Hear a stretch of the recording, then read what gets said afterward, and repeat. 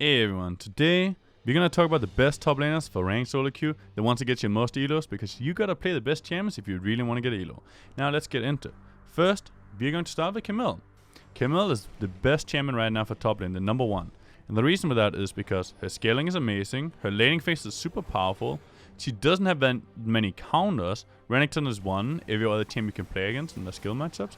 And then she's also very safe. She have a W, which is a semi-long range ability where you can farm with if you're in trouble.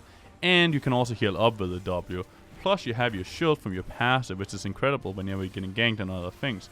So if you want to get elo, you gotta pick up Camille. She needs to be on your list as a top laner of champions that you play. But you shouldn't only play one champion. That's pretty bad, right? Let's get into next tier. Next tier is S tier. These champions are also amazing. Now in the S tier we have Fiora, Riven, Maokai, and Shen. So 2 tanks and 2 carries. Fiora is really good right now. She does have some champs she's a little worse against, like Malphite's pretty rough. But overall you can first pick her, but she requires a lot of practice to play. Next up we have Riven, also requires a lot of practice to play at a base level. You really got to put in some time. Once you've done that, she's quite simple to play, but you have to put in about 100 games first before she becomes somewhat easy. Then after that we have Maokai and Shen, which are both somewhat easy champions to play to the base level, but if you want to get to a high level, Shen becomes incredibly difficult because you have to win the lane and you have to dominate the entire game early, as he doesn't scale that well. Maokai on the other hand will be good throughout the entire game, relatively simple, you can get really good with the saplings and so on, but overall you should be fine playing this champion. When you're playing Maokai, what you want to look out for is stack your mana flow band as fast as possible. It's your number one job. Get your mana flow band up and you're going to start dominating. If you don't have mana flow band up, it's going to be really rough, I'm going to be honest with you. Next up we have A tier, which consists of Akali, Gangplank, Wukong, Zed, Darius, Urgot, Tryndamere, Vladimir, and Renekton. Now all of these champions have something in common. They're all very aggressive champions. And the reason for that is because in solo queue you generally have to be aggressive to get something done. Maybe Vladimir isn't too aggressive, but the rest are definitely. Now one thing to note is a lot of these champions are somewhat hard to play. Gangplank's difficult to play to a high level. Akali is very, very difficult to play. You have to put in so much time. And the reason for this is, the reason why they're not S tier is because they're difficult to play and they don't give as much reward as the other champions do. Now if you do choose some of these champions because they're all good, you have to put in a decent amount of time. Unless you choose Renekton. Renekton is pretty simple. And then you should probably try and choose champions that are different from each other, right? So imagine you have Camille, then you have something like, you know what, I want to play Camille, I want to play Shen. Now you have a tank and you have a carry kind of melee guy. So you could choose for an Akali with an AP damage dealer, because AP damage is good to have in your kit as well, a Vladimir. Or you could choose to opt in for example, Gangplank, as he's a ranged champion, right? Which is different from the other 2 champions because he spams Qs, which is essentially a ranged champion. Alright, next up we have B tier. The B tier champions would be Kennen, Singed, Mordekaiser, Aatrox, Poppy, and Volibear. Now these champions all have one thing in common. They don't really snowball that hard. They don't really take control of the games, and they don't scale amazing, right? Kennen's scaling is kind of iffy. His laning phase is really good, but then he doesn't scale amazing unless you get perfect flanks, which you need a lot of team communication to set up. So playing Kennen by yourself in solo queue, not that amazing. In competitive, he can be amazing in certain comps, but you really gotta pick him in niche situations. Same with Sins. If you pick Sins first, the enemy team picks a counter, well, you're not going to have a good time anymore. It's going to be extremely rough for you and you're going to have a really terrible time. Then we get to Mordekaiser. Mordekaiser also have hard counters in the form of, for example, a Jax. You pick Mordekaiser into Jax. We saw that in the TSM game recently.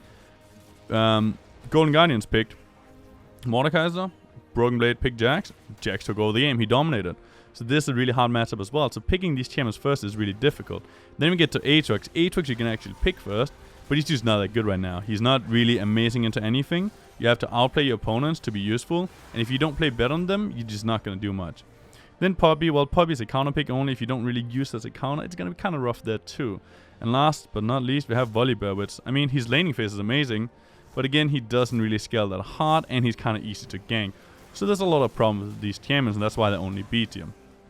Next up, we have C tier.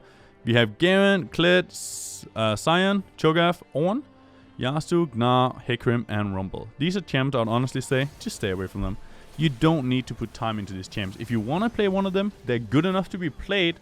You can make them work, but unless you really like the champion, don't waste your time picking them up because you don't need to. you don't need to be playing these champions. They don't give you extra benefits of getting elo. They don't have anything in the kit that's like, oh my god, I want to play this champion. And some people are going to be like, but On is picked in competitive. Yes, he's decent in competitive, but he's not very good in solo queue, and you need a team for him to really work properly. Then other people are going to be like, but Science played by the Baus. Baus does amazing. Well, he plays the champion 24/7. He's really good on that champion, and he's the only one that really does it. And yes, it's used competitive again because it's a tank, but it's not as good in solo queue. It just isn't. And then next up, let's go for the counter picks. These are champions that are good, but you shouldn't be picking them first. You should pick them to counter your opponent's picks. We have Jax, Jace, Aurelia, Lucian, Teemo, Vayne, Yorick, and last but not least, we have Kryn. These champions are all really good champions. For example, Jax, we talked about him earlier being amazing as Mordekaiser. But you gotta pick these champions second. If you pick them first, for example, let's say you pick Jax, because we talked about him a bunch. Enemy guy's like, yo, I'm gonna pick Malphite. Well, your game is almost lost already, and you're gonna have a tough time. It's just not gonna be fun for you. So you really want to focus on picking these champions last, unless you're amazing in them. And then you can counter the enemy champions with these champions. They're really good for that. And it's something you should have in your kit. You should probably have 1 or 2 counter champs because they're really good in certain situations. And that's just awesome. And last but not least, we have the OP counter picks, Malphite and Gragas. Well, both of these champions absolutely destroys Jax, for example. Malphite is also really good against Aurelia. Malphite is good against Lucian. Malphite is good against a ton of champs. He's also good against Fiora for that sake. So in general, Malphite is a champion I think almost all top laners should have in their kit if they want to get easy elo, because he's so good against specific champions. You see the enemy team picking a certain champion, you're like, oh my god, I can pick Malphite here, and this is going to be a free win now. Amazing. So choose this pick, please do. Pick him up. He's not that hard to play. Once you learn to play him, you will win so many more games, and it's going to be a free elo for you.